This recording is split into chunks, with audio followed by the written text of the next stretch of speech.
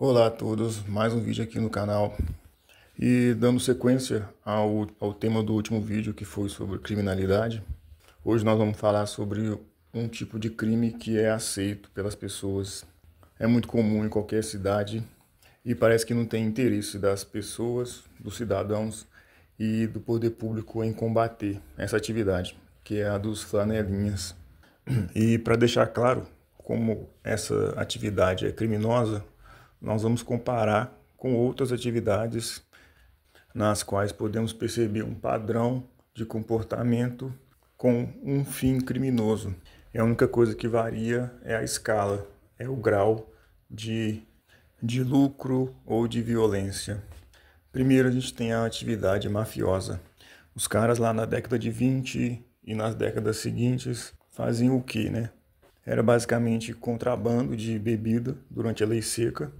Posteriormente veio a prática de tráfico de drogas, mas também tinha, na época, a extorsão de comerciantes. Numa certa região da cidade, os mafiosos cobravam uma taxa dos comerciantes e se o cara não pagasse, ele ia sofrer as consequências, né? Vindo para uma atividade mais moderna, temos Brasil afora os traficantes de droga, localizados ali nas periferias, nas favelas, dominam aquele território. Também costumam cobrar taxa de comerciantes, expulsar moradores de suas casas. Há relatos também de traficante querer se envolver com alguma garota ali da comunidade, ainda que seja à força. Tem famílias inteiras que se mudam de casa, de cidade, porque se negaram a ceder esse tipo de coisa pro traficante, pro bandido, e uma série de outras atrocidades que esses caras cometem. O que nos leva a uma galera também que atua vez ou outra em conjunto com os traficantes ali, por meio de extorsão e tal, mas eles também têm a sua atividade e a sua organização paralela, que é a milícia, que faz esquema com imóveis, venda de gás, serviço de gatunete, também a extorsão de moradores e comerciantes, enfim.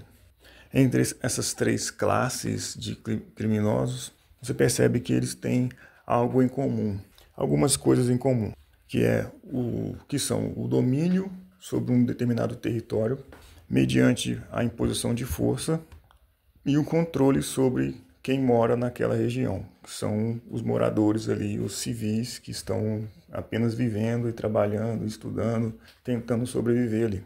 Por esses grupos terem acesso a poder bélico, arma de fogo, etc., e uma organização mínima, eles acabam exercendo uma opressão sobre aquelas pessoas. Eles são meio que, entre aspas, concorrentes do Estado, no sentido de que eles exercem um poder ali, e exercendo esse poder acabam tendo uma vantagem monetária a partir das pessoas que estão dominadas pelo poder.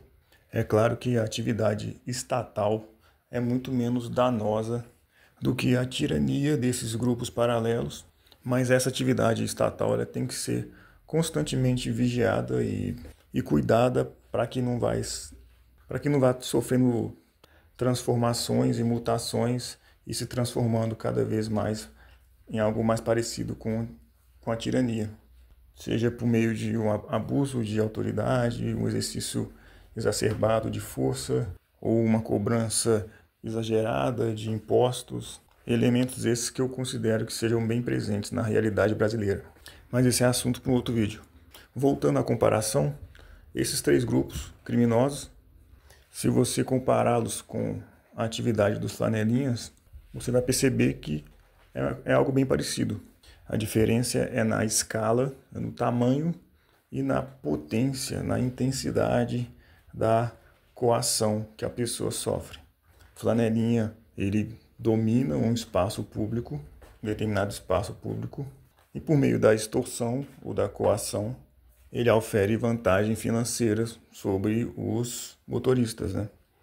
E existe até uma lei que regulamenta essa atividade, a Lei 6.242 de 75, que determina que haja um registro, né, um cadastro ali dos guardadores de carros por parte do poder público, mas a gente sabe que a esmagadora maioria desses caras são informais e atuam de acordo com as regras que eles mesmos determinam, que não são nem um pouco lícitos.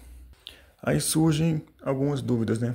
Por que que esses caras não são denunciados e presos e eles continuam à solta e fazendo o que eles fazem?